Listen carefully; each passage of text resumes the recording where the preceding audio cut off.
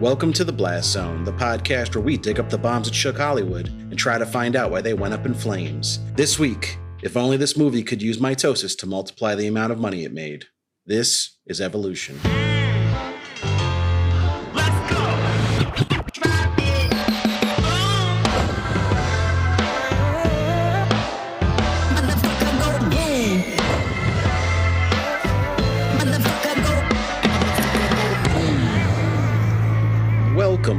Welcome to the Blast Zone. Welcome to the Blast Zone. We are not a podcast about bad movies. We are a podcast about movies that did badly. That's right. I am Jon Drake, in-house film critic of my Letterboxd account. And I'm Ian Dukes. I'm a person with thoughts and feelings, and some of them are about movies. Movies like Evolution. To clarify, the 2001 Evolution. I know there was a movie in 2015 with that name. That was not a bomb. We're talking about the 2001 David Duchovny, Ivan Reitman special. The classic. But before we get into that, we usually throw this at the end of the episode. If you guys are listening and enjoying the show, we'd really appreciate if you could leave us a review or a rating on whatever platform. Spotify is letting you do ratings now. Apple Podcasts lets you do ratings and reviews, and that just helps other people find our podcast. We really appreciate it. We would, but that's enough of that. Ian, how are you doing this week? You know, I had a whole thing prepared, a little snarky spiel about how summer is back, and so is my chronic sinus infection, and I was going to be all Debbie Downer. And you know what? I said, fuck that, because I'm just soldiering on. None of this matters. That was just going to be too annoying. So I'm throwing out the Ian that brought that kind of attitude, and I'm bringing positivity to our show today. How are you doing? Well, that's awesome. I'm glad you're bringing the positivity. I'm going to try to match your energy levels there. I'm doing good. We're recording a day earlier than usual because I am going to brew at the zoo tomorrow. What? Yeah, at the Bronx Zoo. I'm going to drink beer and maybe fight a bear. I don't know. See how drunk I get. Damn, they let you do that? If you pay extra, they get the VIP passes. They'll let you fight whatever you want. But, you know, if you only get like the regular VIP pass, the best they can do is a penguin. Yeah, they're pretty easy to beat. Not much challenge, but hang out in the penguin enclosure keeps your brewski cold. Yeah, it's supposed to be pretty warm tomorrow. That would be a nice place to hang out. No, I'm not going to fight any animals. I love animals before people start getting mad at me.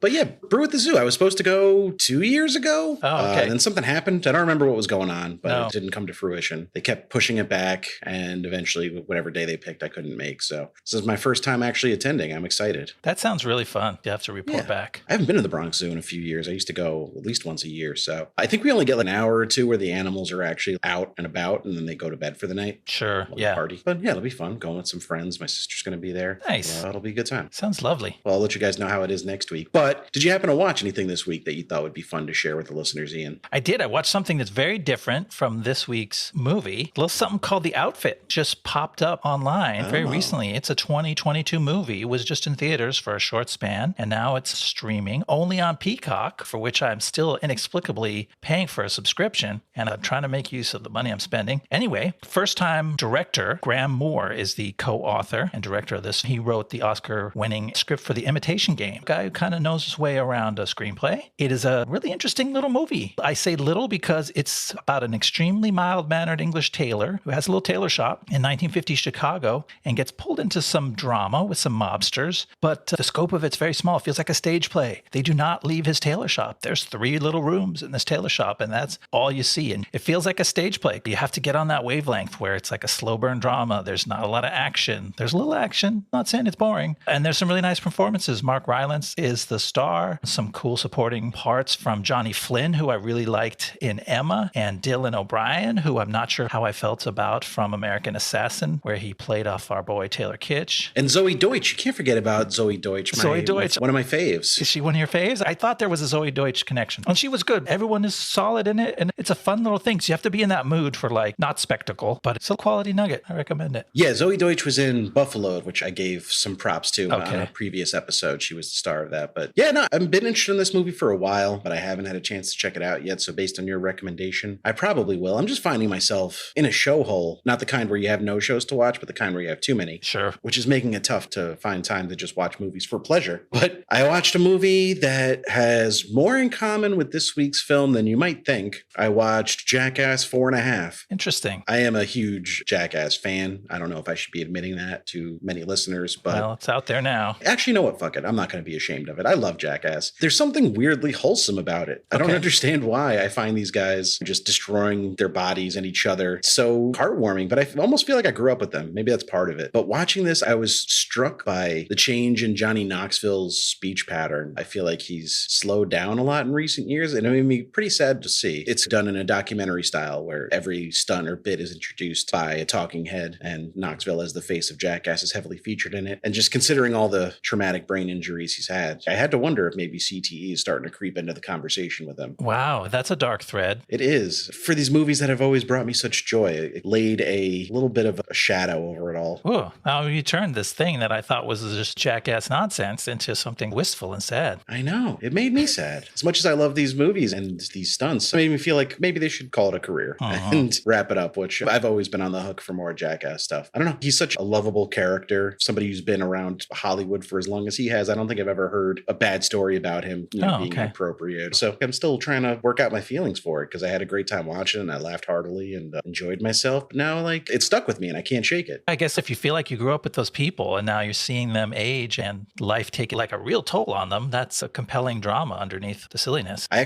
got to meet a bunch of them. Not Bam and Johnny Knoxville. It was more like the B tier team. Okay. Did a Jackass tour many years ago, and I worked at Pacific Sunwear. My boss had a skateboard company, and he donated a bunch of skateboards that they needed for their show. So they came to PacSun to pick them up and hang out, and I got to meet a bunch of them. It was very cool. It was like a very exciting moment for 16-year-old me. You know what that sounds like? A John Tidbit. You just... Ooh, Tidbit. Tidbit. You did a genuine tidbit right there. Look at this. I'm getting in on the fun. But the reason I said it's not that different from the movie we're watching today is because a lot of Jackass is based on scatological humor, dick jokes, and just being wildly immature. And the movie we got today is wildly immature. It's evolution, like we mentioned. Did you know anything about this movie? Did you remember when it came out? Had you seen it before? Were you the script supervisor? I had no official role on this film, to my recollection, but as a one-time X-Files fan back in the day, I kind of remembered that Duchovny came out in an alien comedy, and then I looked at the poster art and I recognized the three-eyed smiley face thing on there. I'm like, yeah, that's familiar, but I never did see it. So this is like a true new old stock movie for me. But you were aware of its release, and it had a pretty big budget and a decent-sized release. I did go see this in theaters when it came out. I was a sophomore in high school, or no, I was a freshman in high school. Okay. And I loved it at the time. This movie was a favorite of me and my friends. We got the DVD when it came out, and we would watch it at my friend's house pretty regularly. And then, like so many of the movies I talk about on here and the stories I tell, as you got older and your taste changed, I just forgot about it until perusing lists of the biggest box office bombs of every decade, looking for inspiration for the podcast. And lo and behold, I came across Evolution. I was like, well, that would be a fun one to talk about. I bet it's still great today. And we're going to dig into it and find out if it is. But I'm curious, if you guys are listening to this episode, drop us some comments on Twitter, because I want to know if I'm alone in remembering this movie very fondly, because it was a big deal for me when it first came out. And if you're of a similar age and generation, I wonder if that's a shared experience or if I was the idiot. No, I could totally see. This is a movie where I warmed up to it a little bit on my second watch, because on my first watch, I was pretty turned off. But, you know, the things that turn you off about this movie are not the things that you would really complain about too much as a high school freshman. The humor's kind of sophomoric. It's dumb. It's easy. And it's not very well set up. And then the story kind of doesn't do anything. But if you just want to see the spectacle of it and the slapstick of it, there's some of that in there. And I will also say that a lot of the problems with this movie were just problems with the late 1990s, early 2000s. Yeah. You know, like, it's not the sole offender, and we probably weren't holding things accountable in the same way we are nowadays. So fair warning, there's some stuff in this movie that would not fly today. But that's true of, I think, the vast majority of movies we watch from this time period. And even in its day, it's Ivan Reitman trying to recapture glory from over a decade earlier when he was making Ghostbusters movies.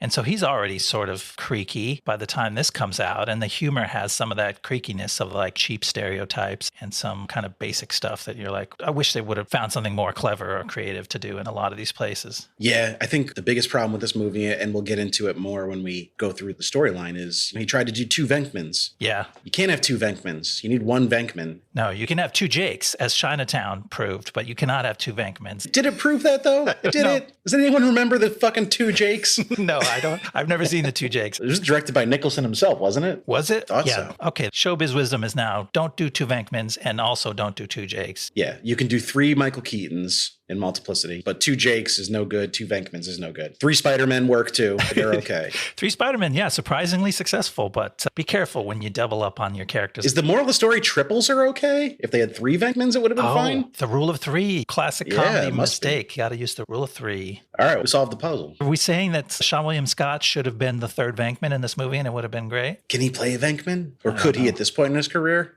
I don't think he has the smarminess. I don't know what he has. We will dive into him. I'm very curious about how this character and his characters overall evolved. I'm no Seann William Scott expert. Maybe you can fill me in. Did you just call me a fucking Seann William Scott expert? I am so offended right now. You have expounded upon his growth as an actor previously on this pod. It's documented. I am a medium fan of his work. Okay. I think he's fine. No, but I do think my advice to everyone who wants to understand Seann William Scott's range more is to watch Goon, because he leans into a lot of the same tendencies he has in movies like Road Trip and, of course, American Pie, and this one, The Rundown, where he's like a goofy, loose cannon kind of idiot, but also expands on that and adds a little depth. And I don't know, maybe he just needed some lines on his face and to mellow out and just soften some of the sharp edges of his performances, because, yeah, they're just much more rounded nowadays. Yeah, this one's pretty raw. We'll get to some scenes where you're like, what is he doing? He's not bad, I wouldn't say. He actually does some stuff that I think gives a little shot of adrenaline to the movie at times, but also he has some scenes that I almost had to look away because I was embarrassed. Agreed. You know what I'm talking about. We'll get into it, though. All right. Do you want me to talk about the making of this movie? Yeah, let's hear how this thing happened. All right. By 2001, The X-Files was wrapping up its original television run, and star David Duchovny had grown tired of playing a wisecracking government agent investigating the supernatural and extraterrestrial. So he signed on to a project in development from esteemed comedy director Ivan Reitman, where he would play a wisecracking former government agent investigating the extraterrestrial. I can't believe he did that, but I want to believe. Titled Evolution, Reitman envisioned it as a modern-day successor to Ghostbusters he had always planned to make. The project had started as a straight-faced science fiction horror thriller from Don Jacoby, which he described as The Thing meets the Andromeda Strain. Oh cool, a movie where Michael Crichton spends all winter tied to this fucking couch. Jacoby had experience with horror, having written the scripts for both Arachnophobia and Vampires. That's John Carpenter's Vampires, not just like all vampires, because there's a lot of them. But Reitman hired a writing pair with more comedic stylings in David Diamond and David Weissman to reimagine Jacoby's idea. The pair also absorbed a screenplay from Future Society liver Todd Phillips and Scott Armstrong about three friends who hunt aliens and incorporated it into their draft. Jacoby wasn't happy with the new direction at first, but worked closely with Diamond and Weissman to maintain his original vision. Of it not being funny. With a substantial budget of $80 million, equal to about $130 million in today's money, Reitman went about casting, with the aforementioned Duchovny in the lead being joined by Julianne Moore, Orlando Jones, and Seann William Scott. Famously terrible dinosaur supervisor, but excellent creature designer Phil Tippett went about designing the many creepy crawlers needed for the movie. That must have been a pain in the butt. Filming began in October of 2000 in Page, Arizona, and wrapped in February of 2001. It was on to post-production, with the film's many special effects shots being handled by Sony Pictures Imageworks and Pacific Data Images. Hopes were high for the movie as it was released in peak summer blockbuster season, with a release date of June 8th, 2001. Reviews were mixed to bad, as it currently sits at 44% on Rotten Tomatoes, and audiences shared the critics' ambivalence towards the movie. It opened in fourth place with $13.4 million, as future episode Swordfish took the top spot and would limp out of theaters with $98 million in total worldwide gross. Forgotten by most of the movie-going public, a small but dedicated fan base still talks up the movie to this day. I always try to go to various message boards and movie websites and subreddits to see what's the consensus on this movie now, especially if it's an older one, where people's ideas of it may have crystallized a little more over time. And man, there's a sizable community that still loves this movie. Really? Your contempt is so visible on your face. I wish people could see you. You look so sad. It's just kind of, I don't know. There's a fan base for every movie. I don't want to take anything away from those fans, but it's hard to get excited. Are people still getting excited for David Duchovny? For me, Orlando Jones is a little bit exciting because I didn't get to see him going off in a lead movie role much. Mostly known as the 7-Up guy, I think, at this point in time, right? Oh. You remember those commercials? I had to look at that again because my 7-Up guy is from a generation prior. Wilford Brimley. Who's your 7-Up guy? The guy? Charlie Chaplin? Yeah, that's back when commercials were silent. Fatty Arbuckle just selling 7-Up? No, the original 7-Up. Is it the Monopoly Man? That's what I feel like the Monopoly Man would sound like if he had a voice. Yeah, he had like a Jamaican accent. He was also a Bond villain, I think. I'm not sure who that actor was, but he was like a character actor. Ricardo Montalban? Oh, no, he was Khan. He was a Star Trek villain. Hold on. Do we have to look this up and settle this now? Yeah, we might have to. 7-Up guy. Let's see. Okay. I'm sure if you just type in 7-Up guy, Orlando Jones is going to come up. Orlando Jones is coming up, but so is 1983 TV commercial featuring Geoffrey Holder. That means nothing to me. I know. Now I have to Google that. Trinidadian actor. Okay, forgive me. He's not Jamaican. He's Trinidadian. He plays a very scary Bond villain. I'm not wrong because I see the picture of him in the white hat with half his face painted white. One of those Bond movies where he's at a Caribbean carnival parade and he gets attacked. Was he like the main Bond villain or like an auxiliary It was villain? more like a henchman because he's a big, tall, intimidating guy. Okay. Well, Orlando Jones was famous for the 7-Up. They had a very late 90s marketing campaign where the front of his shirt said "Make 7" and the back said "Up Yours." Okay. So it was like everyone was getting mad at him when he would walk past them because they'd read his shirt and it'd say "Up Yours." That's a good joke. It's a good joke. They kind of ran it into the ground. But I do agree with you that he is an actor I've always thought could do really good things if given a chance. And, he did put in a good performance in American Gods if you watch that show. Yes, I liked him as Mr. Nancy. Yeah, he was quite good in it. Really cool. But I guess he didn't have a great time on the production. I remember there was some hubbub around that's too bad. his being written off the show. But yeah, he's an exciting actor. And I don't think he's bad in this. I think the character he's playing is wildly unpleasant. At times. Yeah, he's got his charming moments. And then they give him some lines. You're like, oh, fuck, why'd they make him say that? That was gross or weird or whatever. Yeah, there's 2 or 3 lines from this movie that I just texted you, the actual dialogue. And it was just like exclamation points and question marks. Like, what the fuck are they doing? Yeah. But we'll get into those as they come up. Do you want to start talking about the story? Yeah, let's jump in. We talked about 7-Up for a while, which is what we usually do at the top of the show for 10 or 20 minutes. And it's our soft drink review section. It was not just review, but the history of the various spokespeople. Yeah. And now I guess we'll talk about the movie. Here we go. Fine. So one night, a meteor lands in the desert of Arizona, nearly hitting wannabe firefighter Wayne Gray, played by Seann William Scott. Then 2 sleazeball community college teachers drive out to examine the meteorite. Geologist Harry Block, played by Orlando Jones, and his friend, biology professor Ira Kane, played by David Duchovny. Ira finds a primitive form of alien life, and he soon realizes it's rapidly evolving. The next day, the professors bring their classes back to the crash site and marvel at how far the alien life has advanced in a short time. Meanwhile, Wayne Gray starts spotting little alien creatures at the country club where he works. The professors go back again to the crash site, but this time, the U.S. Army is there. We learn that some years back, Ira was drummed out of the Army after he attempted a reckless medical experiment with disastrous results. His ex-boss, General Woodman, and a scientist named Allison Reed, played by Julianne Moore, have taken over all aspects of the alien investigation,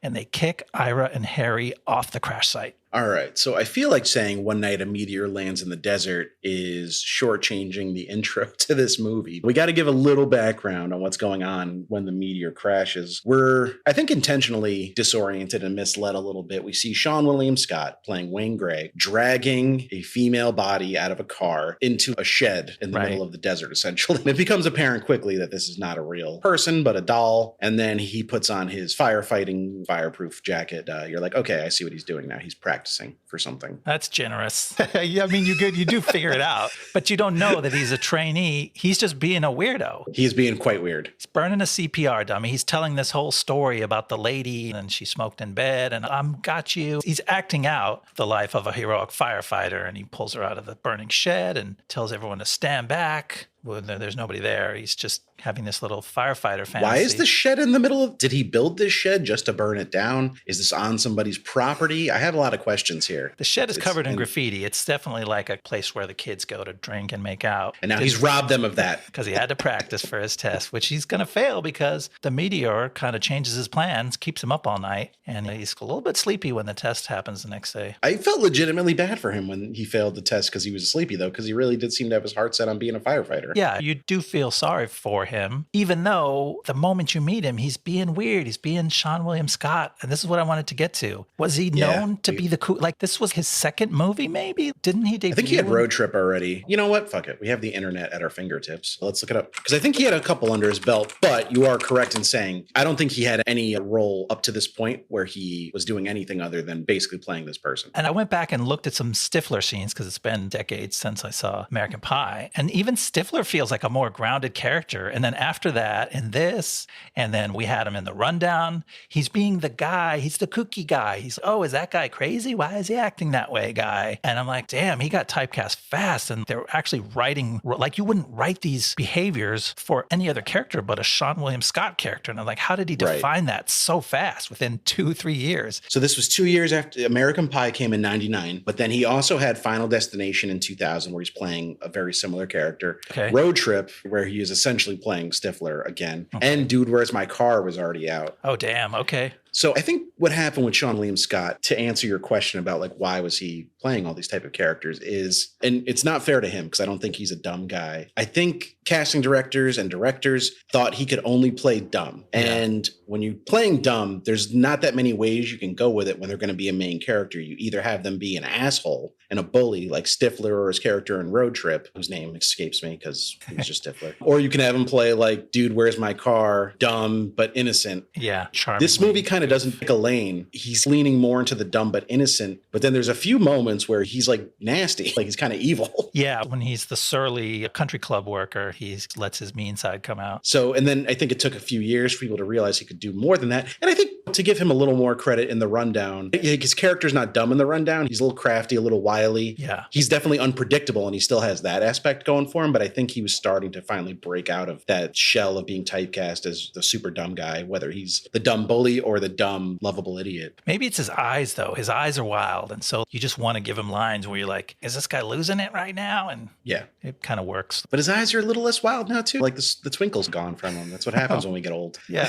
We lose our twinkle. Yeah, my twinkle's long gone. Yeah, mine's on its way out. So a fair question, though. Like, why was he getting cast in all these roles? And he was, first of all, he was good at it for the most part. In this movie, there's a few spots where he's more missed than hit. And also, you might be onto something that nobody thought he had it in him to be subdued. So he just kept being the wild man. But I think what you proved in that little bit of quick research is he did a lot of work in a couple years. And so he was just like, no, give me the next role. I don't care if it's the same thing I just did. I'm working. I'm doing the roles. And then so he cemented that typecasting for himself through incredibly hard work and just be like, what's the next one? I'm doing it. You just hope he was banking that money and investing wisely because the roles slowed down, but not completely. He's still working. He's still relatively busy. He's getting jobs, but I'm sure the money's not what it was. Well, we think we like him overall. I wanted to comment on this opening scene because there's some excitement. As we mentioned, this is a big budget movie. They spent some of that budget on this first explosion. Seann William Scott is running for his life when he sees the meteor headed straight for him, blows his car into the air, and he proves that he's definitely not a cool guy because not only does he turn back to look at the explosion, he shrieks and he falls down. You're right to say that this scene looks like they spent a pretty penny on it, but it also reinforces to me how slapdash the production seems like it was, because I'm not one of these guys that's going to sit here and point out continuity errors nonstop because I think that gets tiresome and it's a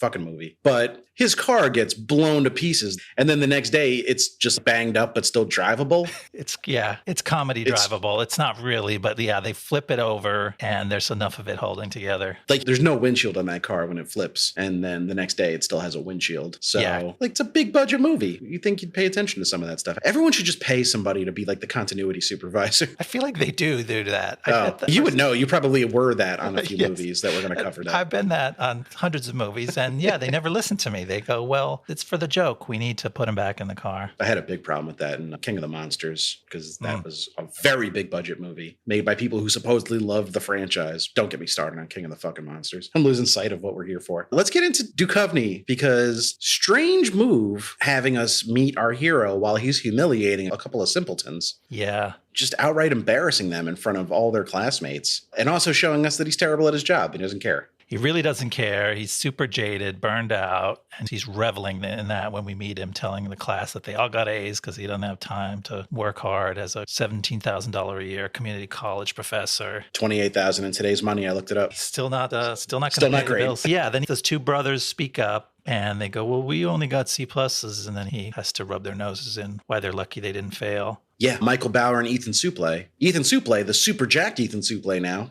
Shouts to him. He got in tremendous shape. Yeah, he is someone who has transformed his physical stature. You might think that's the end of them, but no, they come back in the third act of the movie for some fucking reason. Oh, yeah, they're with us the whole time. But setting up right away that Duchovny as Ira is a sleazebag and kind of a shithead. And it's the Venkman thing, right? It's this sort of jaded, self-interested, snarky thing. And Duchovny is fine. I don't want to make this into a thing where I'm like, oh, Duchovny fucked this up. He actually, I think, handles all the stuff that he's given pretty well. But the character, I don't know, it lacks some charm. It's too much smarm and not quite enough charm on both of them. Because like you said, he and Harry Block are both pretty smarmy. And you're just like, but do I want to hang out with these guys? We get in the car with them. We go out and check out a meteor site. But like, we're not sure we want to be with them for half the movie at least. Yeah, and that brings us to our other Venkman, Harry Block, played by Orlando Jones, who we meet. And this was an interesting scene because he is talking to a female student who is attractive, played by Catherine Town, the future former Mrs. Charlie Hunnam. But we get the impression that maybe she's trying to flirt with him to get some help, and he's rebuffing her at first. So we're like, oh, maybe he's virtuous and he's going to be a little more straight-laced of the two. But then it flips at some point, and like when she's not looking, he starts making these like gestures towards her for Ira's benefit when Ira enters the room. And you're like, oh no, he's also like a skeevy shitbag.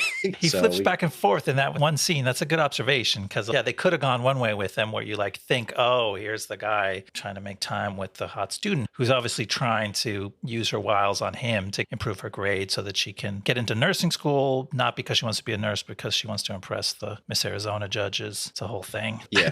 I got tired halfway through saying the one sentence it took to explain that. I got totally exhausted and decided I didn't. I know, I could see it in your face anymore. Talk about the sparkle leaving your eye. It's gone, man. It's gone. Yeah, but like that's a thing with Harry throughout the movie. It's never more evident than in this scene because, like you said, it literally goes back and forth in one scene. But there are times when you're like, okay, this guy's serious and he seems like a decent enough dude. And then there are other times where he says lines that are just abhorrent. And you're like, who is this guy? Like, it's the two Venkmans thing. Neither of them are clever or witty enough to play it off either. And also, I have a real problem with Ira did Tuskegee, essentially. Yeah, we learn more about it at the start of Act 2. Maybe we'll dig into just how vile his history is as an experimental scientist. But they don't do many favors.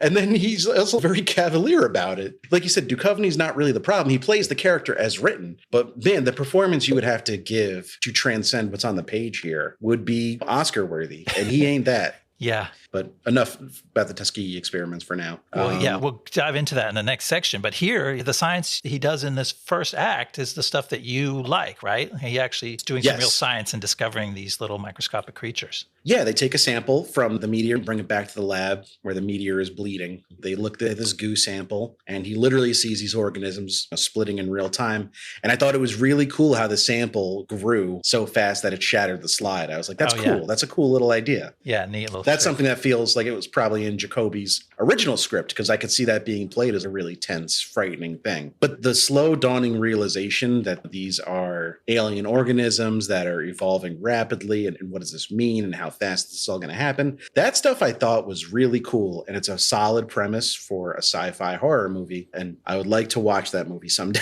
It's solid. And I really felt that. So my overarching grand theory of this movie is that it still feels like a horror story, especially in the first half. It feels like a horror story that they punched up with jokes. Because like you said, the bones of the plot points of the discovering the aliens and how they start to evolve and the way different versions of them start to leak out into the world, that feels like straight ahead scary sci-fi stuff. And then just on top of that, Seann William Scott's here for some reason, and now they're joking about underage girls, and Julianne Moore is doing pratfalls, and it feels like they just stapled jokes onto this skeleton that's very much a horror story. Seann William Scott is just falling into a tub of butterscotch for some reason. But the thing that I realize makes it the most like, oh, this is a horror movie with jokes, unlike in good comedy where the characters have deep problems and strong wants and desires that they're constantly frustrated because they can't figure out how to get out of their own way. This is a horror plot where the characters didn't really want anything when they arrived. Something bad happened to them and they're dealing with it. Like that's horror movie plot because you don't expect character growth in horror movies. You just expect some people trying to survive. So that's mostly what's happening. And they staple just enough motivation where they try to tell you that these guys want to get out of their dumb community college jobs and they want to become famous and rich and win the Nobel Prize. But all that feels slapped on. That doesn't relate to anything. Like, was there any moment where you felt like, oh my gosh, I hope that Harry and Ira can finally get the thing they want? Did that ever happen? No. In fact, the opposite happened where I was like, these selfish pieces of shit are going to ruin, like the world is going to end because they want to get rich off this. When the minute they went back to the site and there's fucking flatworms everywhere, it's like, you got to call the government, man. And they're still like, we don't tell anyone. This is our discovery. What are you going to do with it? It's clearly out of your control. This is way beyond the scope of your powers. And everyone keeps telling them, you're community college professors. And they're taking that as an insult insult and they're righteously indignant about it. But when you watch the movie, you're thinking, no, you're right. Get the fucking community college guys out of there. Let's get some serious pros in here and handle this alien invasion. There's no two professors from any institution that could handle this problem. I don't care where they teach. You need some fucking heavy duty scientists and potentially military in there because the situation is going to get out of hand quick. And I was like, how do they not see that? Yeah, you need to do exactly what they did, which is lock down the site, put an airlock over it, and seal it up, which is a good thing. And I guess you could argue that they're just saying, well, all that's fine, but don't cut us out. You need to let us hang around. But for what? What do they have to offer? Their whole argument is we got there first. But what do you have to offer this research? Well, it's butt jokes, for one, and ogling the female scientists. That's what they really bring to the table. So let's talk about Dr. Allison Reed, played clumsily by Julianne Moore. And I don't mean that her acting's bad. She literally falls down all the time. Apparently a Julianne Moore addition to the character. Interesting. I feel like she wanted to do comedy and that there was nothing in the script. So she was like, I guess I just got to fall down. I can fall down. She went back to the silent era. She's like, what's funny? Physical comedy? I could do that because they wrote her the worst character in the history of film. It's real thin. The thing with her character I find so strange is the way other people talk about her. I'm like, how do I want to say this? She is one of the points that really crystallizes that this was 3 scripts fucking thrown together haphazardly because there's so many lines, particularly from Harry, where he's like, oh, she's an ice queen. She really needs to get laid. She's so frigid. Also, she wants to fuck you so bad. It's like, well, those two things are at odds. If she's an ice queen, how do you know she wants to fuck Ira so bad? 2, there's nothing in her performance or lines that indicates any of that. She's not an ice queen or frigid at all. She's perfectly pleasant. She just happens to be professional and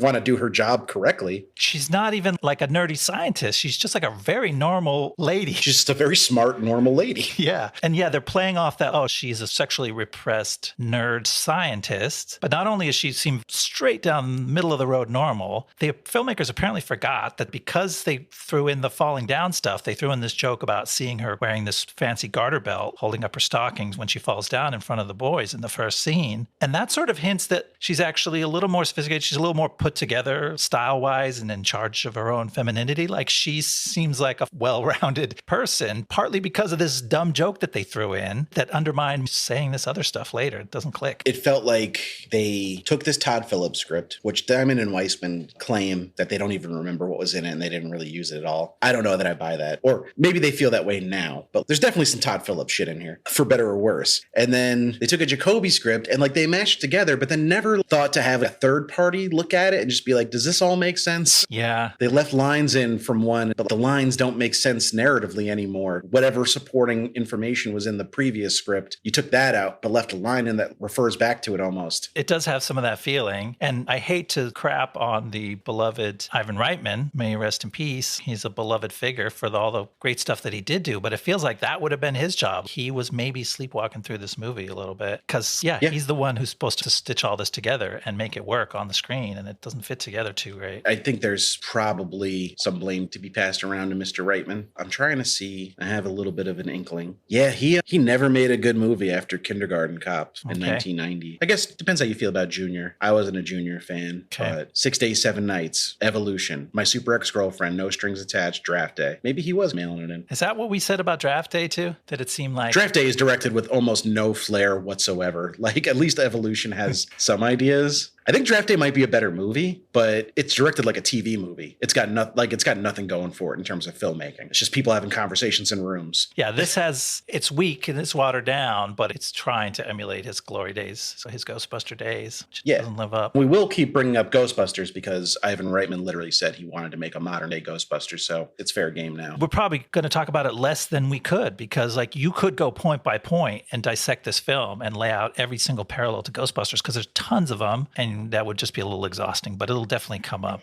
All right. You ready to move on to the middle section? Yeah. Let's hear what happens next. All right. Harry and Ira still crave the fame and fortune of the alien discovery they believe was rightfully theirs. Ira goes to court to be let back onto the investigation, but he loses badly because he's a fucking war criminal. Then when the guys realize the government has confiscated all their samples and data, they decide to break into the crash site to steal something back. But they're caught while exploring the underground cavern, now teeming with alien creatures. One alien bug gets inside Harry's protective suit and ends up having to be surgically removed from his butt. Meanwhile, larger alien creatures begin to appear in the community, one eating a country club guest another biting a suburban woman on the hand. After Ira and Harry and their new friend Wayne confront a dragon-like creature in a shopping mall, they realize the aliens have evolved to thrive in Earth's atmosphere and now threaten all mankind. Help me follow the evolutionary chain here, though. It goes single-cell organism, multi-cell organism, flatworms, bugs, dragons. Yeah, dragons come before monkeys, obviously, as we know from the history As we books. know, right. Paleontologists have long said, first come the dragons, then come the monkeys. Yeah, maps used to say, here be monkeys. There was a phase of crabs and lobsters in the middle there. Did we talk about that? That's what they find mostly when they go into that cavern.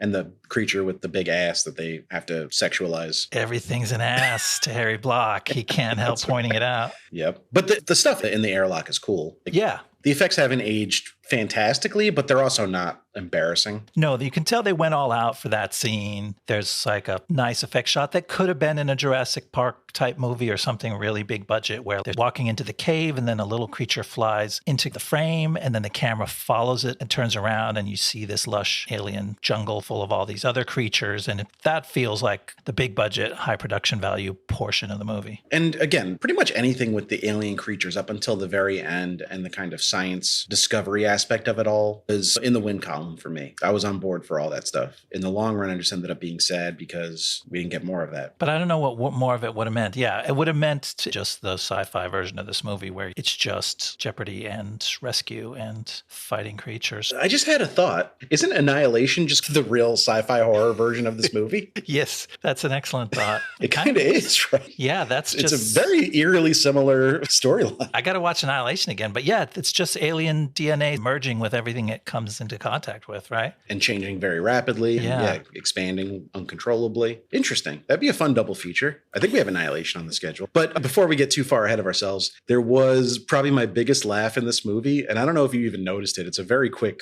thing. But when they're in court, Harry stands up to defend himself and just like smacks Ira in the face very absentmindedly. Like he clearly does it on purpose, but he tries to play it off very nonchalant. And you could tell Duchovny's trying not to laugh during it. I don't know why that got me so much. When you wrote a note about it, I went back and watched it again. I'm like, oh yeah, I did laugh at that the first time. There's this little part in the middle of the movie where they actually make it work. That comedy duo stuff with the rapid banter and the physical humor. And some of it actually flies. And you go, hey, these guys are funny as a duo. And that's one of the best examples of it, of them in court. Because the whole court scene is dumb. And like you said, it turns tragic when you realize what Duchovny's character actually perpetrated. But for a few moments in there, and at the beginning of the cavern exploration scene, there's also some of that funny banter that harkens back to like old school comedy duos, stars of stage and screen. But then both those scenes devolve into, by the end, you're like, oh shit, get me out of here. Yeah, it's like the movie wouldn't let them be likable for longer than a few minutes at a time. Yeah, just be a funny Hope and Crosby kind of pair. And instead they have to like, oh, now we get gross. Because they're both actors I enjoy and they work well off each other, but they're so interested in making them repellent to fulfill some kind of anti-hero role that they just decided that they should be in. It's no, man, you didn't have to. You could just have nice protagonists that people like. You took the wrong lesson from Bill Murray because that's just who Bill Murray is, you know? Yeah. It's a very hard balance to strike. And neither of them pull it off. And again, I don't think it's on them because when they're playing it a little straighter and still wisecracking, but like at each other's expense rather than whoever else, Dr. Reed or an alien with a big ass, it's fun. Yeah, it's winning, as you said. Yeah, there's good parts. That's the part where the film is a little bit less watered down because one of the things about they took this horror script, sci-fi horror, and then they watered it down. Oh, no, we're putting comedy in here. We're not going to make the aliens scary. So we're going to have the college kids walking through a room filled with gross alien flatworms, but it's not going to be that gross and it's not going to be frightening to them because we don't want to frighten anybody.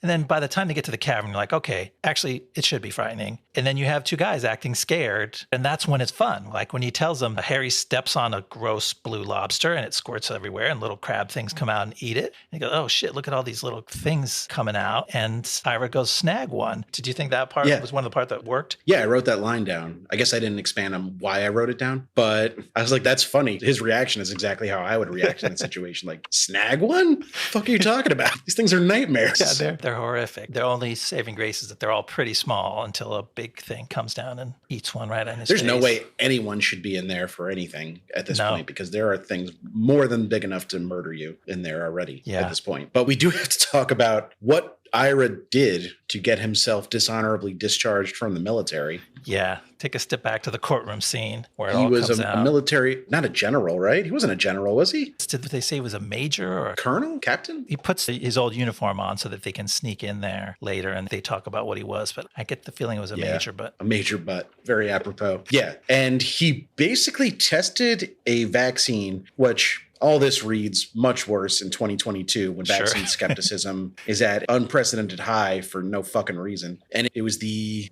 Kane madness. Yeah, Kane madness they called it? Is what happened to these poor unsuspecting soldiers. Apparently 150,000? Yeah. He just ruined these dudes' lives. So when he's first going onto the site in the cavern and it's been taken over by the military, one of the guards letting him in like freaks out and starts screaming at him. And I'd forgotten this subplot completely. I don't know that I ever really grasped it as a kid, like what it was really about. But you're like, why is this guy so mad at it? It's a little intriguing. You're like, oh, there's something here. And then I guess the reveal is monumentous enough, but it's pretty horrifying. Yeah. If I understood it correctly, that guard is reaching for his pistol to kill Ira Kane on site. With good reason. 20 years later, to kill this man on site with good reason because he afflicted them with... And then they do it as a comedy bit to force him to admit what the side effects of his vaccine were, which was like comedy side effects. Some of them were diarrhea, flatulence. Yeah. But then, it's pretty brutal stuff. The list keeps going and they get less and less funny as it goes on and more like, oh, like this is serious. This guy did something horrible. And he does not seem to have any remorse for it. No, he's very defiant the whole time, which is actually kind of creepy once you hear what he really did. He's just utter lack of remorse. It's chilling. I guess you could give a character that backstory and still have them be a hero if they're like, I was just really trying to save people. I thought it was safe. But he's cavalier about the whole thing. And it makes it very hard to root for him because it's always been in the back of my mind. Yeah, I guess I had to forget about it. Because, they play it off. The end of that scene, it's just Harry slaps his forehead and goes, oh, God, Ira, you really fucked us up. The judge is never going to let us back in there now. Shouldn't have gave all those people Legionnaire's disease or whatever,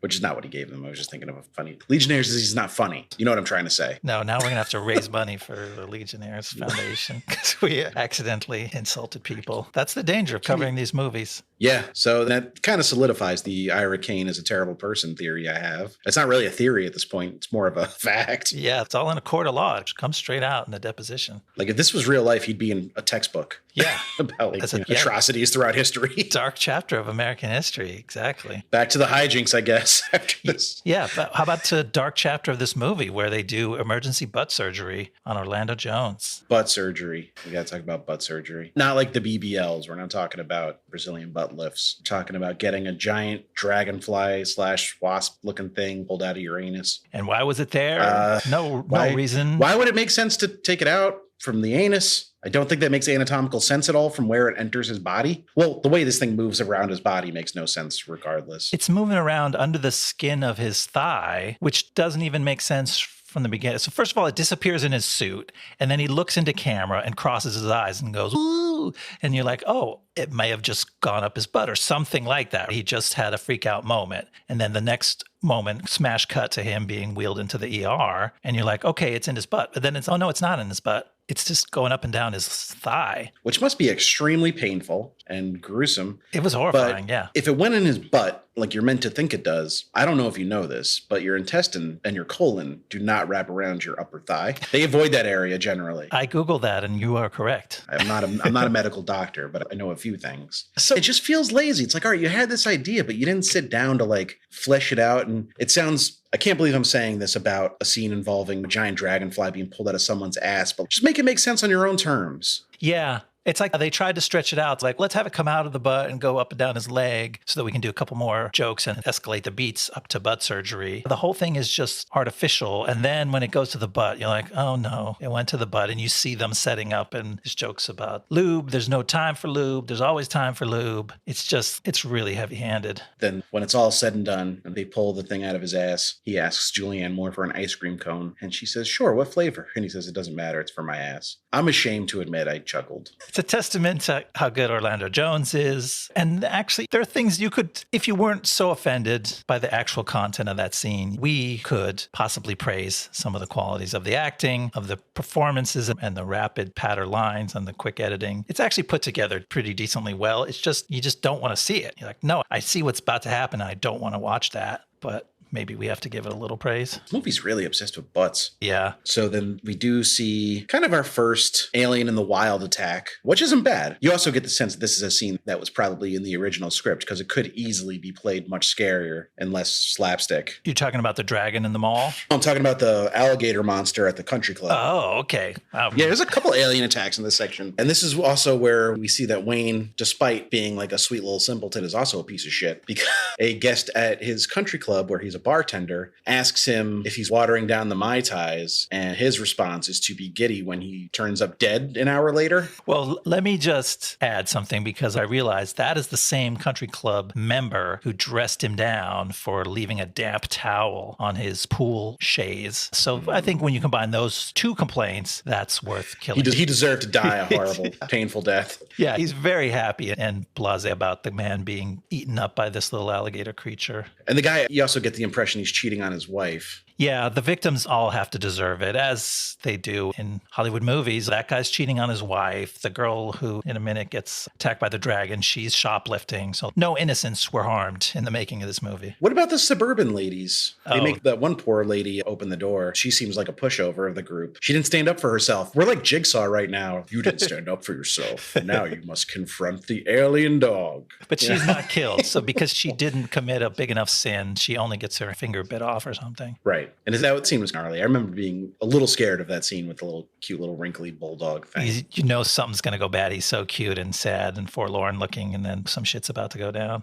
He's got a little xenomorph guy in his mouth. Uh-oh. But yeah, there's a lot of alien attacks here. So let's get to the mall scene, because the mall scene is, aside from the finale, the big set piece of the movie, I would say, right? Yeah, this is the big second act set piece. Shit is real now, and our heroes are together. The three of them are working as a team, and they have their first real victory. Spoiler alert, they defeat the dragon. With several $1,000s of illegally obtained shotguns and ammo, you don't get the sense that any of them are hunters. Although we do know that Harry has fired a gun before, because Wayne asks him, "You ever used one of these before?" And he replies in one of my least favorite lines in a movie ever, "Just because I'm a school teacher, don't make me a pussy." What? Yeah, first of all, Orlando, they gave you the tough lines, buddy, and you had to say them. That's not even the toughest one. It was the volleyball line hasn't passed yet, right? Has that already come and gone? The volleyball line is just before this. Jeez, they were really killing him in the second act. When Wayne finds out that he's a volleyball coach, he says, "Do you ever get to watch them shower?" Which, creepy, Wayne. And Harry, incredulously, is like, "Yeah, sometimes I shower with them." And then they'd ever expand on that at all. You're waiting for him to wink or turn, or for Wayne to even do a reaction that reveals, like, was that real? Is he fucking with him? And they move on. Someone else walks into frame and they move over to the other action of the scene. Act 2 of this movie is fucking Harry Block character assassination time. It's bad. We liked him, but he's got problems. He becomes a little less wholesome. Not that he was wholesome to begin with. And then I know Seann William Scott singing "You Are So Beautiful" to the dragon was a big trailer moment. It popped up in a lot of the marketing materials for this movie. Makes sense. And it still gets brought up a lot. Not the singing so much as the caw, caw, tucky, tucky lines, which are not really funny in and of themselves, but I did enjoy Harry's response, which is, I think we've established that caw, caw, and tucky, tucky do not work. Yeah. Which he delivers very deadpan, and I enjoyed. That was a good line. Other than that, it's almost like you wonder, did they send Seann out there and like, "Hey, buddy, go do your thing. Do something weird. People like it when you get weird. Be silly." Yeah, and that's what he's doing. And the singing did not work for me. I was embarrassed watching it. I get secondhand embarrassed in scenes like that. Yeah. Not that Seann William Scott doesn't have a better singing voice than I thought. He's not bad. He's fine. He's pretty good. Also, in this scene, they lose track of the dragon for 30 seconds, and I can't remember which characters. I think it's Harry says to Ira, like, "Should we just pack it in?" There's a fucking dragon flying around this mall. You guys are responsible for this because you didn't call the government fast enough, and now these things are spreading, and you just want to go home? Like, it's not that big a mall. It's a regular old mall. So, like, the thing keeps flying, and then they just stop in one of the little atriums and go, "Oh, I guess it kept going, and we stopped, so we're not going to catch it." He's in Brooks Brothers getting fitted for a suit. They're not going to let us in there dressed like this. Might as well just go. Yeah, the dragon is sitting in the massage chair at Brookstone, and until they kick him out, he's going to be tied up for a while. Can't disturb him. He's doing that water massage. That thing takes a while. God, I haven't been to a fucking mall. It's been, I'm thinking, what are in malls? He's at the Orange Julius getting a drink. He's down at the Johnny Rockets. He's getting a milkshake. Are they still a thing? Probably. So I think that wraps up the middle act. Do you want to walk us through the final section? All right, let's bring this baby home. We spent a lot of time on that. I know. There's a lot in this movie. Well, let's see what else happens. So Arizona Governor Lewis, played by Dan Aykroyd, is briefed on the alien situation. The creatures have spread throughout a local system of caves, and after a close call with the latest ape-like evolution of the aliens, the governor approves a military firebombing to destroy them all. Unhappy with the destructive approach, Allison leaves the government side and joins forces with the guys. But our heroes realize the army's napalm will only make the aliens grow faster, and so they come up with their own solution, a fire truck filled with dandruff shampoo. Sure enough, when the army attacks, the alien threat... What the fuck are you talking about? Hey, look, it will all be explained shortly. All right. Sure enough, when the army attacks, the alien threat morphs into a single massive blob monster 100 feet tall. So our heroes drive up with the fire hose and give the creature a shampoo enema. The alien explodes, the threat is over, and our heroes bask in the fame and adoration they craved. Except for Ira and Allison, who sneak off to have sex. We get a fun scene of the three of them driving. I'll play that funky music White Boy plays. They didn't even bring the dragon with them? They just left it there? That's the sort of wrap up of that second act, right? They kill the dragon, and then the three guys drive home, and they're just jamming an old tune and singing along. It's like somebody saw Wayne's World and said, what's a song we can have the characters all sing loudly in the car? You just saw this creature develop the ability to breathe oxygen. It's over for planet Earth now. You guys are fucked. You just literally caused the apocalypse. And you're just dancing to the song, having a grand old time. Why? Because you think you're going to be let back into the... You guys are still worried about the cave? Like the world is going to end. How can you not see that? You're fucking scientists. It's a weird moment. Once these things can breathe oxygen, it just makes no sense. Yes, you're applying logic to this movie, and this movie is trying to just win us over with a winning scene with a funky song that everybody remembers from the 70s or whenever that happened. Can't we just enjoy our nostalgia for a moment after killing a dragon in a shopping mall? There's the Ghostbusters 2 thing with that song, Your Love Is Taking Me Higher. Your love. Yeah. But that at least made some narrative sense because they're like, oh, the goo reacts positively to like the song. It likes upbeat music or whatever. Ghostbusters 2 sucks. I don't remember it that well. But Reitman likes to do these little musical things, but tie it into the narrative somehow. I felt like I was like, this is 2 minutes of my life I'm never going to get back. Yeah, it wasn't even, there was nothing established, oh, this is one character's favorite kind of music or anything. It was just like, hey, they're in the Jeep. They got to drive back from the mall. Might as well blast an old funk tune. It's a good song, but it's okay. It's not my favorite. And then the monkeys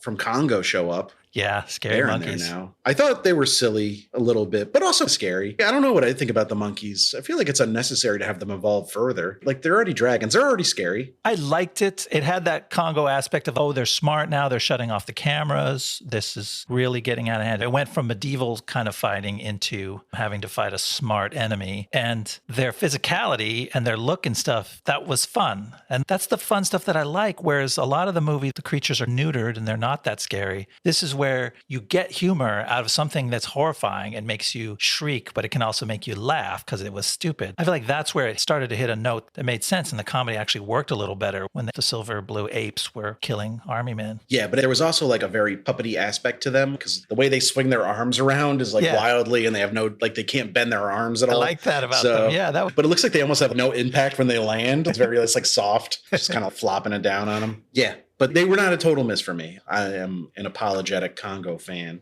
So anything with a silver monkey, I'm into. Then the governor shows up, played by Dan Aykroyd. And he's fine, but he's like General Patton. Why is the governor so militarized? He's the governor of Arizona. And also, why is the governor of Arizona the highest ranking official who's brought in the loop on this? And why can he command the U.S. military? Good question. Excellent question. He is the turquoise Native American jewelry wearing governor of Arizona. They make a point to show this jewelry that he's wearing. So he's very provincial. And yet, here's this high-ranking U.S. Army general. And he's like, no, I'm in command here. In the real world, this guy would have been quietly shot in the head behind a building and like, oh, no, we got to hold a special election now. And second of all, by the time he shows up, you would need a global coalition of all the established countries in the world working on this problem to be like, we got to fucking fix this now. The president finds out about this with like 7 minutes left in the movie, which is just absurd to me. And I know it's supposed to be a comedy, but why does it have to be a stupid one? Well, we're spoiled with smart sci-fi, and you and I both like hard sci-fi where like, oh yeah, what would really happen is you need to get all the nations of the earth working together. I'm not saying it needs to be a rival. Just make it a little bit on the level. A little nod. Yeah, their version of that was call the president. Well, there's got to be phones on Air Force One. Why can't we reach the president? And that was just like a half-hearted, weak attempt. Yeah, he should have been notified. First of all,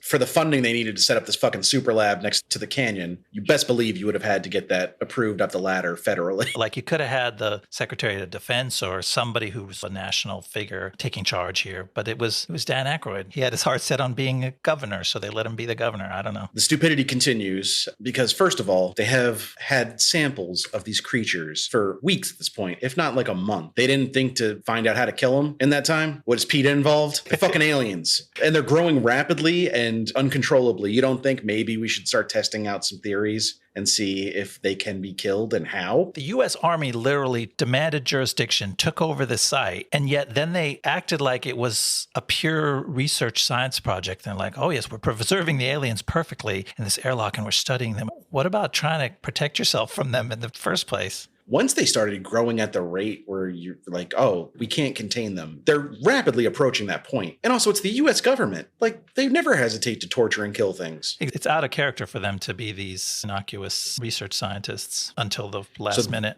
They're being dumber than any real government agency would be, and that's saying a lot. And then the scientists are being magically smarter than any scientist ever could be because Ira just comes up with this fucking half-assed harebrained theory about how to kill them by looking at the periodic table on Julianne Moore's t-shirt. And it's like, oh, well, we're oxygen based. And if you go 2 down and 1 over, you see arsenic, which is poisonous to us. They're nitrogen based, which is a fact I just spit out, even though it's not mentioned anywhere else in the story, because it's going to help me make my point. Right. So if we go 2 down and 1 over from nitrogen, we have selenium, which is a anti-dandruff thing that's not even in Head and Shoulders at this point in time. It was not the active ingredient in Head and Shoulders. Zinc is the active ingredient in Head and Shoulders. Yes. And it was the active ingredient in Selsun Blue. Selsun Blue, it's right there in the name. Selsun Blue said, no, you can't use our brand in your movie. So they changed it to Head and Shoulders. And then Head and Shoulders eventually came out with a clinical strength version that does use selenium as the active ingredient. They did way too much fucking dandruff shampoo research for this podcast. But it's just, that's so fucking half-assed. And then they don't even think to go get 1 bottle of Head and Shoulders and spray it on the alien organism in their lab. Oh yeah, they're going to see if it works. Blind. They're like, it's just based on what Ira threw out there. So I have a theory about this scene, which is it's so thin. The science is thin. The place where Ira comes up with it in the middle of nowhere. It's like the other college bros are handing everyone beers and he just interrupts them and goes, wait a minute, oxygen, arsenic, selenium. He starts spouting this stuff out of nowhere. And he's looking at the back of Allison's shirt, which has this periodic table on it. And I'm like, oh, they watered this down. This was a joke where he was staring at Allison's boobs. She happened to have this shirt with the periodic table on the front. And so he turned that into his moment of discovery. And it was going to justify their whole over-sexual fixation of these characters and turned it into, oh, that's how they save the world. It's because he stared at her boobs long enough and he had a brilliant idea. I hope Julianne Moore was the one who said no to this idea. That's what I felt like.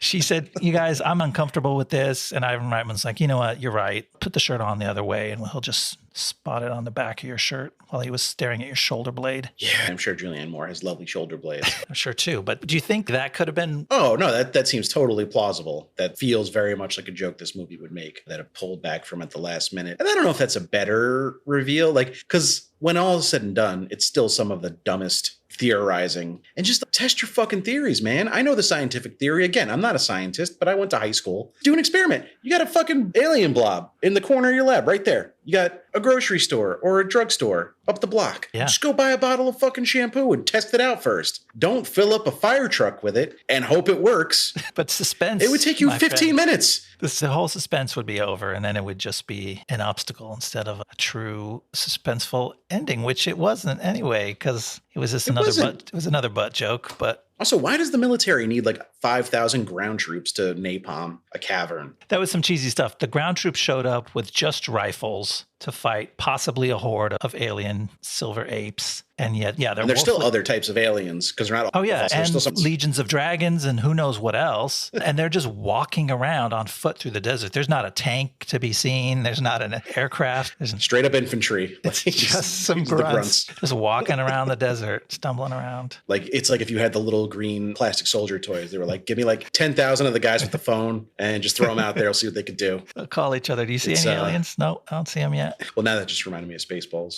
And then they go through with their terrible plan to napalm these guys, and it mutates into a huge blob, which was a bummer to me because the little guys are interesting and I would have liked to see more of a ground fight against them. But now it's a big kaiju blob that has no personality. It's not interesting to look at. It's literally like a moving mountain and cool. You know, it's got a fucking sphincter at the bottom because of course it does because it's this movie. But that's it. Like, I don't know. It takes all the majesty and all the wonder out of the moment. Yeah. You see why it works for plot reasons. It needs to have one thing that has absorbed every other kind of, because they showed you so many other little creatures. You're like, well, that would take weeks to mop that up. They're like, no, we're going to make one creature that absorbs every other creature. So one and done. You only have to kill one thing. And like we said, there's another Ghostbusters thing. They wanted it to be something big and they wanted it to be something that pops and splatters everybody with goo. And so they're like, yeah, blob, big blob. And that's the thing I couldn't shake watching it. I was like, this is not a cool, fun creature. This is a solution to a screenplay problem. Yeah, that's what I'm watching it like they just didn't know how to write themselves out of this. And they said, make it a blob. That's not fun. That's not engaging. Yeah. It doesn't have a face. It doesn't have anything. It's just big and purplish brown. And then the scary thing that it's doing is dividing in half. Like we're supposed to see those effects of, oh, the brown thing looks a little more gray, blackish in the middle and it's spreading apart. That is the most sheer horror I've ever faced, is watching a big brown blob start to turn into two blobs. That's mitosis. So scary. And then the butt jokes are just, you're so tired of butt jokes by that point, and they lean way into them. And our Orlando is getting wind in his sucked face. In the butt. He's getting sucked into the butt, and he's like, the things I saw, and don't, like, he tries to play every version of a butt joke there. It's like, oh, I couldn't tell you the things I saw inside that butt. And also, by the way, let me get another joke off. You can't tell anybody where I went. And also, it's stinky. Like they're just throwing every butt joke and they're trying to get them all in a short scene. Well, like Dr. Allison Reed says, often the simplest organism is the strongest. And the butt's a very simple organism. A giant alien butt. So they shoot a bunch of fucking dander shampoo up its ass and it explodes. The end. That was evolution. Wow. I guess that was one thing I was grateful for, is that once they got the hose up the butt, it was over pretty quick. It sprayed a big bunch of goo over everybody. The general got covered in goo. Did you catch that? There's a brief moment where they're hosing the goo off the general, like he got his comeuppance. I did not, but I'm not surprised. Yeah. It was like a movie where they would have to spray goo off the general. I'm surprised he didn't get sucked into the thing's ass. That would have been, that would have been funnier, maybe, or at least more of a thing you would want to see coming or happen to him. But yeah, it's almost as if they edited his comeuppance almost completely out, but like the camera swings past him on the way to show our heroes getting their just rewards from the governor. But then our favorites, Ira and Allison, they sneak off in a really crude way. There's like a tender love moment where they kiss, and then it's like, we need to go fuck in the truck. And they're running off as fast as they can to strip down and get it on in the back of the fire truck. I don't know. I found that kind of unpleasant. When this truck's a rockin'. No, I agree. It felt, I don't know. I understand they're probably riding a high from killing the alien. They probably smell horrible. Yeah. It felt out of character for Allison, who's been like so professional the entire movie. I guess it's that they, like you pointed out earlier, they thought she was somebody else. They thought she was sexually repressed this whole time, and that this man, the very handsome David Duchovny, is unlocking her sexuality. And now, as they get through this moment of crisis, she is becoming who she wanted to be, a fully sexual woman. But like none of us saw her that way. So it just looked like these two people who, at this moment where they seem to be earning the fame and scientific notoriety that they craved, are like, actually, you know what? Fucking is better than science. Let's go fuck. That's one of the few things I can agree with them on. Fucking is better than science. Put that on my gravestone.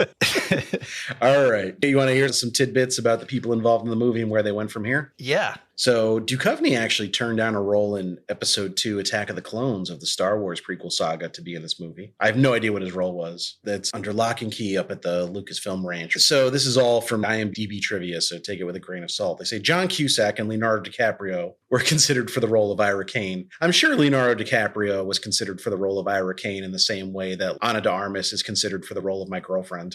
Sure, that'd be nice. It's not happening. John Cusack I could see, though. I feel like he could have, but he's got very similar energy to Duchovny to me, like a very smarmy, smartest guy in the room thing going on. I don't feel like it would have been a vastly different movie with Cusack in the role. No, it would have worked pretty similar. Jennifer Aniston was considered for the role of Allison. I think Julianne Moore is overall a better actress than her, but Aniston's probably a little more comfortable in comedy, so I wonder how that would have played. She might have been able to find some version of that character that made sense to us. Julianne Moore was so normal in this. Could have been fun. They clearly greenlit a animated series thinking this is going to be a big hit, and that didn't happen, but they still went through with the animated series. They thought it was Ghostbusters, man. They followed the Ghostbusters blueprint, which includes a successful kids animated show. I love that Ghostbusters cartoon. I have not watched any of this. Alienators, Evolution Continues, had 26 episodes. None of the original actors returned to do the voices, but the characters were the same. Oh, so why would fucking kids care about this shit? This was like the furthest thing from that. I guess in some ways Ghostbusters was too, but Ghostbusters somehow managed to transcend and work both ways, but this thing did not. Also, Ghostbusters 2, I think, came out before the animated series, and that was more childish and kid-friendly. Yeah, so they eased into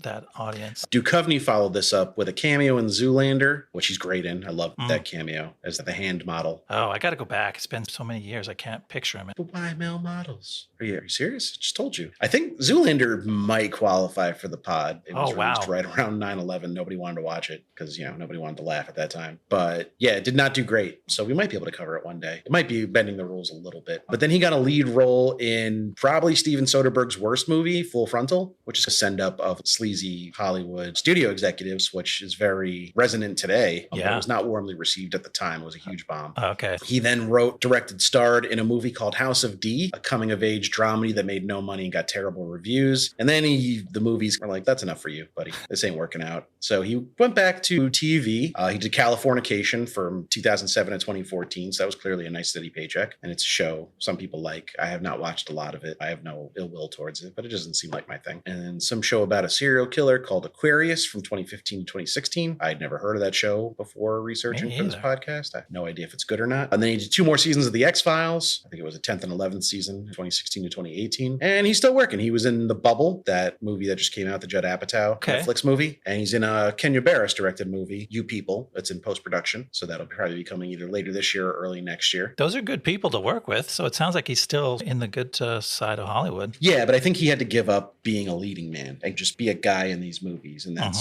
he could probably either make some shittier movies that he's the lead of or be in some better stuff that you got to be like 4th build, 3rd build. But if it was me, I'd want to be in better stuff with maybe a smaller role. So I think he's taken that path now. Sounds like it. He's also a singer-songwriter. He's put out 3 albums, most recently in 2021. Gestureland is his most recent album. Wow. Some stiff competition for Jeff Bridges and Jeremy Renner out there. And Vin Diesel, let's not forget. And Vin Diesel with the fucking EDM shit. Yeah. I have not listened to it. Maybe before this episode comes out, I'll listen to some and tweet it out. One of his better songs if he has any. Should we promise a show notes link to a Duchovny? Fuck it. We're going to do it. I'm going to find David Duchovny's best song and I'll put the YouTube link in the show notes. Orlando Jones, he did some movies after this, but no really big ones. Stuff you've heard of, but he was also not the star of necessarily. He was in Drumline, Biker Boys, Runaway Jury, Primeval. Primeval is a killer alligator movie that was hilariously marketed as being like about a serial killer. It was like the most prolific serial killer in world history, and it's about like a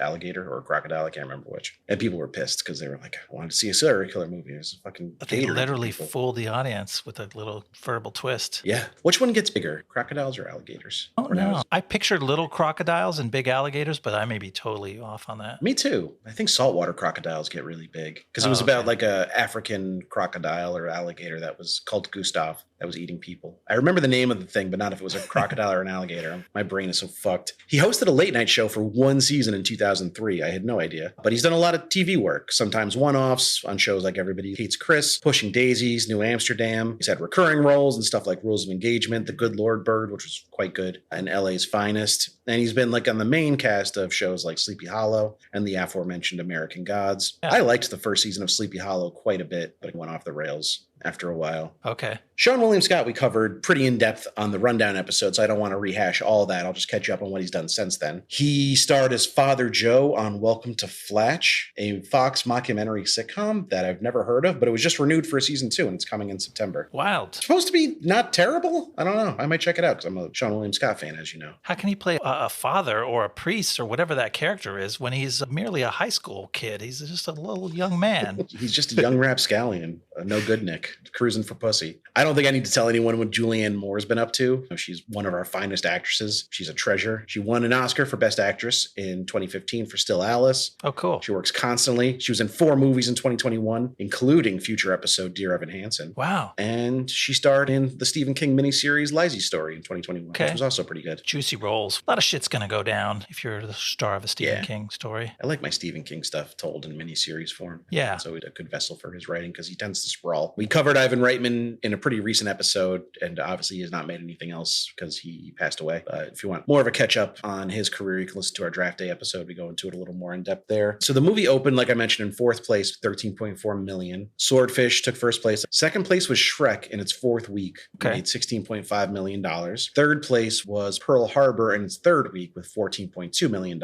Fucking Pearl Harbor. God, I wish that movie lost money so I could shit on it for an hour and a half. But alas, it did too well. So it would drop to 6th place in its 2nd week with $6.6 million, giving up a lot of ground to Lara Croft Tomb Raider, which is the first Angelina Jolie Tomb Raider movie. That made $47.7 million in its debut. Wild. That seems like that was a bomb. Yeah, it felt like it was a real shit movie, but I guess not. Because people wanted to find out for themselves. Yeah. Atlantis, The Lost Empire went wide that week too and made $20.3 million. So like if you were going to see an adventure movie, you've got 2 pretty good options right there. Yeah. Lara Croft and Atlantis. And then it kept dropping the following week, only making $3.2 million. The Fast and the Furious, the original Fast and Furious, and Dr. Dolittle 2 came out that week and took the top spot. So it had some stiff competition, but it was clearly a big disappointment for them, releasing it right at the beginning of June, which we know June is blockbuster season. They went through all the motions. They really thought, okay, you know what? We're just going to do Ghostbusters again. It's going to kick ass. It's going to have all the appeal. It's going to have all the spin-offs, the toys, the animated series, the huge summer blockbuster success, but none of it clicked and none of it really worked. This movie has some charms, but it was never going to be that. And it's weird to think that so many people were caught up in the idea that you could just replicate that success. They went through all the motions. None of the Ghostbusters were huge names when they made the movie, so they similarly went with known actors, but not the guys you would expect to kickstart a franchise. They threw a bunch of money at it. They had a bunch of people work on the script, but they forgot to make that movie. At the end of the day, Ghostbusters worked because it was a good movie. Like you said, evolution has its charms, and I will not say that I hate this movie. Nostalgia is certainly coloring my perception of it, but I still had a good time watching it this time. I was just much more aware of its problems. It's not that movie. It's not the smash hit. You probably could have halved the budget and done okay telling a smaller story. Yeah, you should have. This movie didn't deserve the investment that it got. It should have just been a little scrappy indie sci-fi comedy, and instead it decided it was going to be a blockbuster. Yeah, either be a $40 million sci-fi comedy or an $80 million action sci-fi horror. With a sense of humor, but not this kind of bawdy, butt joke, sexist comedy. Yeah, there's 2 good movies they could have made here, and they kind of half-assed it and made the shitty one in the middle of the 2 of them. So no real surprise why it didn't catch on as much, but I'm happy it still has a following. Again, it's got a pretty winning cast. They do as much as they could to make it enjoyable. The creature designs are pretty cool. Yeah. Phil Tippett, terrible at supervising dinosaurs, but pretty good at designing little critters. Yeah, not bad. And yeah, it's still a favorite of mine. Not cut that. It's not a favorite of mine. It's that's staying in. No, I won't be able to look back on it as fondly anymore now that I've watched it as an adult, but I certainly think it has a place. It just wasn't what they thought it was. If you take it as a weird, dumb, bad idea movie, you can enjoy it. There is truly some good stuff in here, but just most of it, the movie's not as interested in digging deeper into. It wants to stay on the surface level with the butt jokes. And in the spirit of bad jokes, I have a final thought to share, if you would allow me. Of course. All I wanted to say is that I have now thoroughly studied evolution, and if I were you, I would naturally select a different movie to watch. Oh boy, you got that one. It's the last shitty Darwin joke you get. So that was Evolution. What do we got for you next week? It's our 4th of July episode. Wow. I mean, it's dropping on June 29th because the 4th of July is not really close to a Wednesday. We don't want to drop a 4th of July episode after the 4th of July. No, everybody will be hungover and sunburned, and they won't want to hear anything about it for a whole year. So we're doing a movie. When we started this podcast, I think it might have been the first Apple podcast review we ever got, said, I really wish they would do Independence Day Resurgence. And I've always remembered that. We dropped the ball last 4th of July, so we're doing it this time. The anticipation is crazy. Our fan base of 1 has been waiting for this movie. I hope whoever that was still listens to the podcast. And God, let's hope so. Because they will be very pleased. Spoiler alert, I have seen this movie before. I fucking hate it. Don't tune in if you're a big fan of that movie and you don't want your feelings hurt. I'm going to shit all over it. You don't know. What if I love it? What if it's the best movie I've ever seen? I'm going to fly to California and fucking punch you in the dick. No, I might be overstating how bad it is, but it has no idea what people liked about the original Independence Day and none of its charm. But in a weird way, I'm looking forward to watching it again because there's nothing more fun than getting real mad about a movie. Crack open a cold beer, put some dogs on the grill, and we're going to go to town. All right. So thank you guys so much for listening. I already told you how to help support the podcast at the top of the episode, but you can also follow us on Twitter at BlastZonePod. Yeah. Email us blastzonepod@gmail.com. And thanks so much for listening. We'll see you next time in the Blast Zone.